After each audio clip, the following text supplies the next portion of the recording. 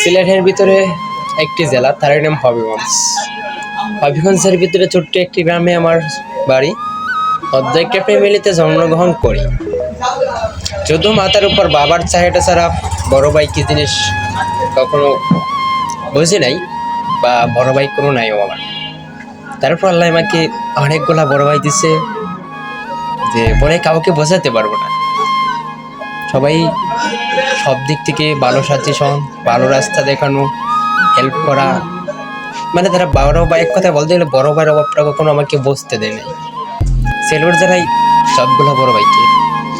চট্টগ্রাম ছোট্ট একটা শহরে থাকি, কর্ম করি।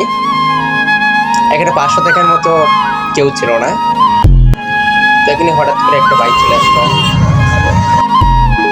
তো এখানে একটা বড় ভাই পেয়ে গেছি। বড় ভাই তোমাকে কিভাবে ধন্যবাদ বা কিভাবে কি দিলে তুমি খুশি হবা তা আমার জানা নেই। যে তুমি আমার সব দিক থেকে হেল্প করো, ভালো রাস্তা দেখাই দাও, তারপর ফ্যামিলিগত সব দিক দিয়ে হেল্প করার চেষ্টা করো। তুমি আমাকে এই চট্টগ্রামের শহরে আমার পাশে ছিলে, বিপদে আপদে সবসময় আমার পাশে দেখো। তোমাকে স্যালুট জানাই, আল্লাহর কাছে দোয়া করি তোমার কাছ থেকে যেটা সবসময় আমাকে আল্লাহ দূরে না নেয়। এই চট্টগ্রাম শহরে যতদিন আছি তোমার কাছ থেকে আল্লাহ আমাকে আলাদা না করে। স্যালুট জানাই।